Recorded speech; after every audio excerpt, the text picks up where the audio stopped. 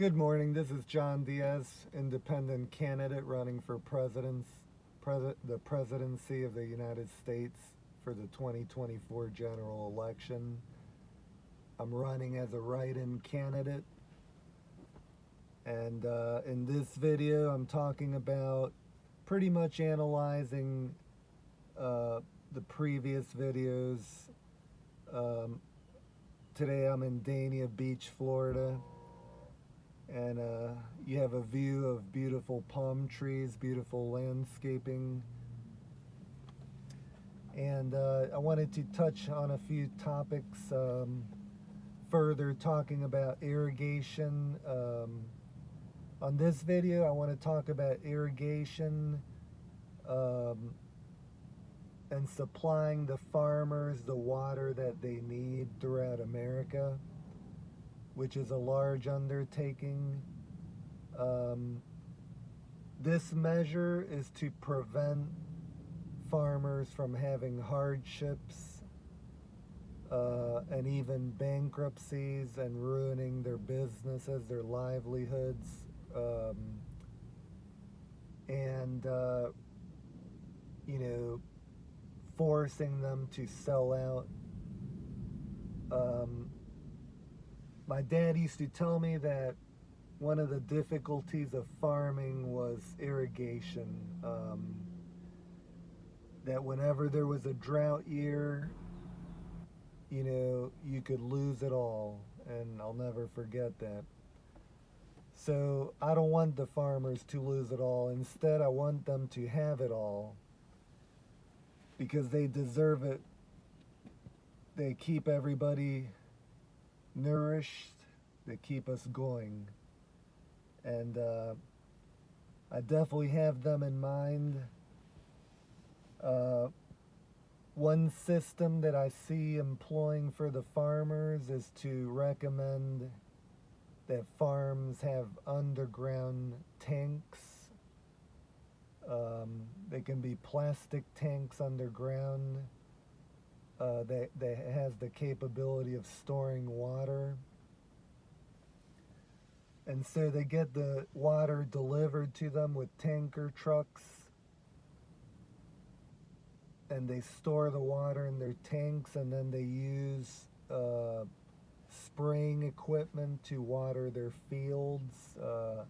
It could be dedicated sprayers that can, the same kind of sprayers they use for pesticides. And so they'll have the necessary water to water their fields. So whenever it gets super dry and there's conditions that could be possibly drought conditions, they'll have the necessary water to combat the drought and save their crops, save their farms, and actually turn a profit in those type of conditions, which is very difficult to do. And in order to do this, we need to also tap into flood waters wherever there's any floods. We've got to pump that water into trucks and take it to treatment plants and distribute it throughout the United States to harness that opportunity. I mean, if you have fresh water and there's a flood, you're taking that fresh water and you're treating it, and you're using it instead of letting it go away. And that's something we don't do here. That's something that I've never even heard in a conversation before. So I'm trying to come up with ideas and creating solutions for problems. And this will give the farmer the opportunity to manage their irrigation on their properties, and also to combat drought, even to combat fire. So I think this is a good way to do that. And I also think by having proper irrigation, they'll also reduce the need for fertilization So there's a lot of things that come into play here for the farmers, and I believe that with this type of a system, uh, it's beneficial. Not to mention that wherever we're watering in America, we're also, in a way, filling up the underground water supply. So for rural areas that don't have public water, they'll have access to more water for residential applications. And so that's the one topic I wanted to talk about in this video. And then the second topic would be something I mentioned in video 22 about applying fencing of containment for animals to save their lives, to keep them off highways. So when I was looking at the fencing in Florida, they just kind of throw up a chain link fence and run it across the highway. The only problem with that is that when you have the right of way and you're putting the fence line within trees, it's a matter of time before there's a breach in the fence. You're going to have a tree limb, a windstorm at some point. The tree limb will fall on the fence and fracture the fence, and then you're going to have an entry point for the animal. So that's typical when you do a chain link fence in brush like that. The second problem you have is the brush. The brush will start climbing the chain link fabric, and over time the fabric gets heavy and it could rip down the fence with the weight of the brush. So that's where we have to figure out how to build the fence properly. And that could require harvesting trees to further expand the right of way and clean it up. So then you put your chain link fence where there's no tree possibility, and then you have to have maintenance on the chain. So you're going to have people, weed eating it in the front side and the back side to keep the fabric clean. And you're going to have to do that, several times a year. And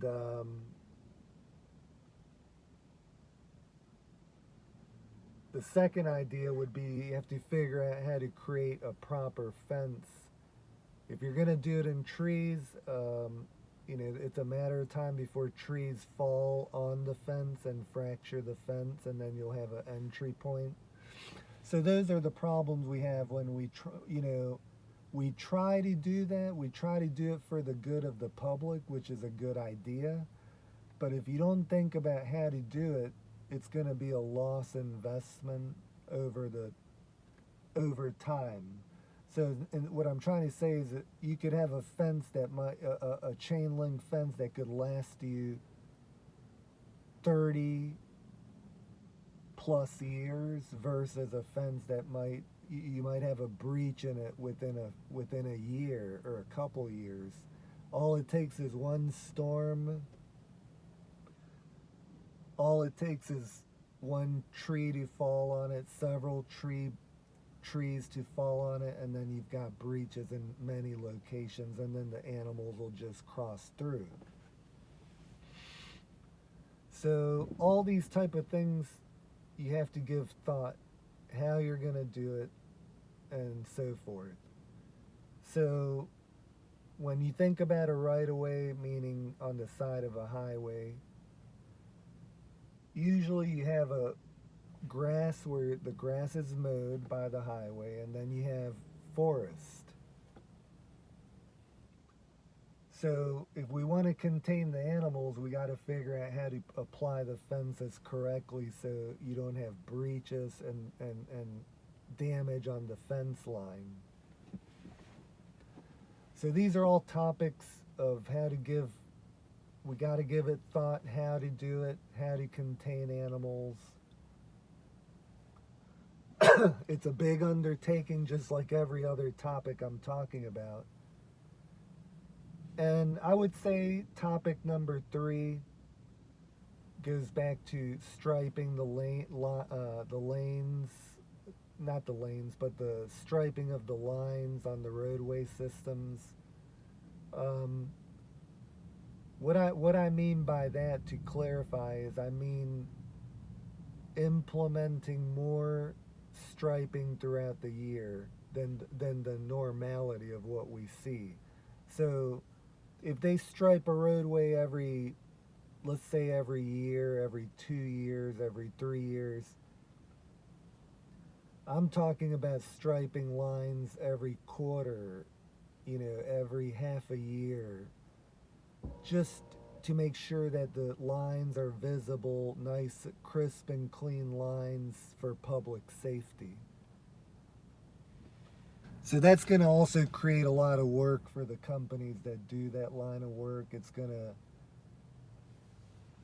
to employ that equipment, and it's going to require a whole lot more paint, which will be good for the paint manufacturers.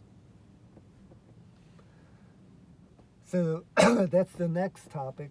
And then the following topic, I'd like to talk about remodeling America in general. So if the bonus program's implemented and people have money to spare to buy whatever it is they want to do, everybody has a different need. The need of one person might be different than the need of another person. But there's a lot of people in America that I see struggling, and it's visible wherever you drive. A lot of people need to remodel their homes. A lot of people have a bad roof. They might have bad siding. They might have bad windows causing, water leaks. They might have a foundation that's perforated and you have water coming through, maybe flooding the basement.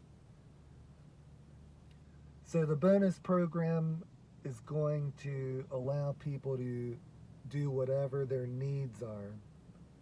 And so I think that the need for people to remodel their properties is probably going to be it's going to be an important priority, because I think someone's home is probably, I would say, it's their biggest asset, right? And as I drive around America, I see a lot of people that need a new roof. Their shingles are all worn out. Just a lot of deficiencies that can be corrected. So there's going to be a whole lot of this point I'm trying to make goes to construction. All the companies that remodel, all the home improvement contractors in America, all the construction companies. It'll be a lot of work, which means a lot of expansion, a lot of job hiring. So I think a lot of people are going to tend to their homes.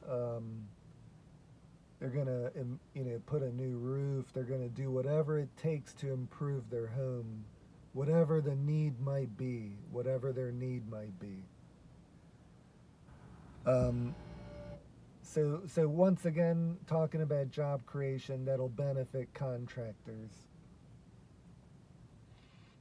And then when we jump into the next topic of infrastructure, like I was talking about in Boston earlier in the month when I was touring Boston, Massachusetts, there's so much infrastructure to be repaired here in America. And I'm not trying to talk bad about Massachusetts. It's like anything. There's good parts, and then there's parts that need repair. And that goes for every state in America. But I can assure you, as I drove through all the states, Connecticut, Massachusetts, I even went through Rhode Island, New York, New York City, uh, Pennsylvania, Maryland, DC, all along the East Coast, basically.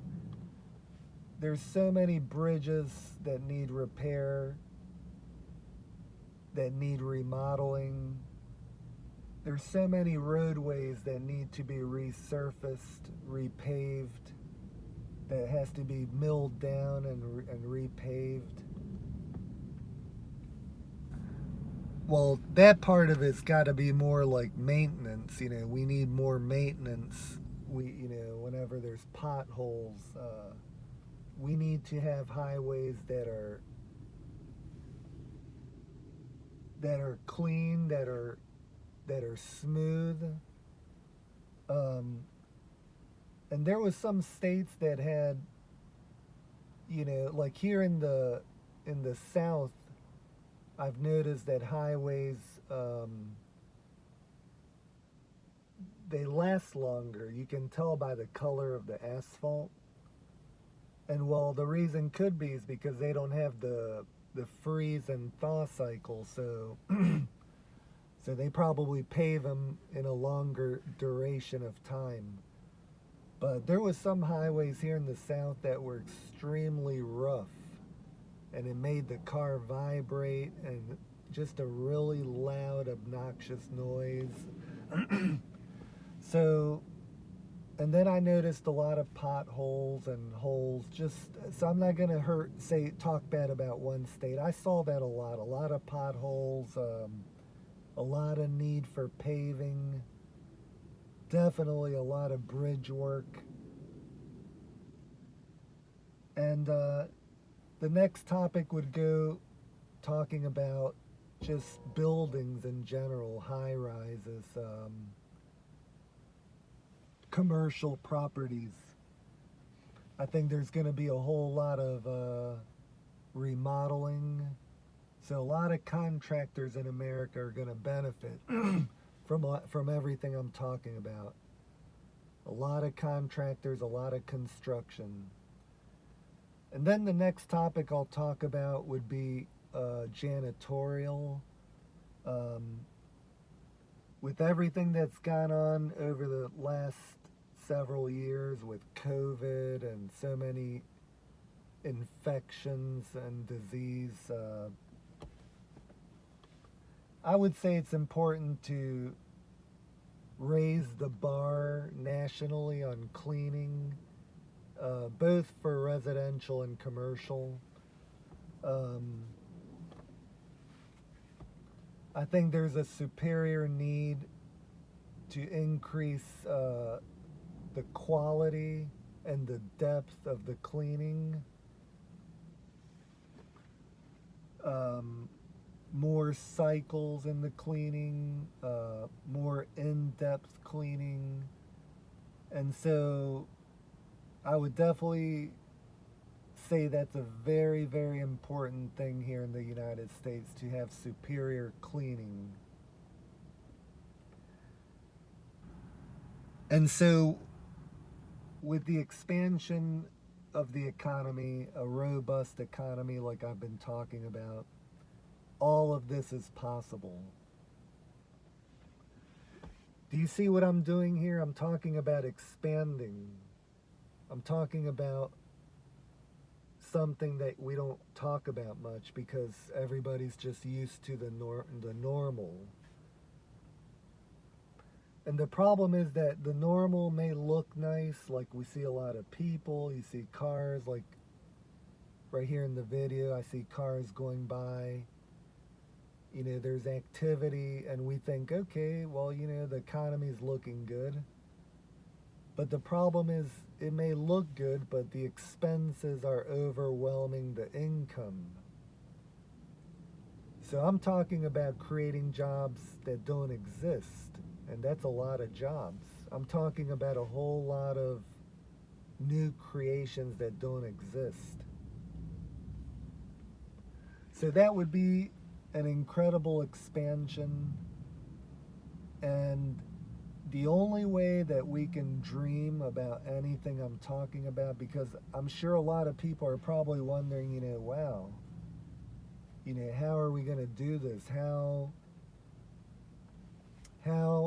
are we going to pay for all this? Well, we're going to work hard, and we're going to work hard to implement these ideas. So I'm also going to touch on a topic which I'll make in the following videos, which will touch about some strategies of how to get started on the first year. Because remember, I told everybody that the bonus program and the vacation package start after year 1.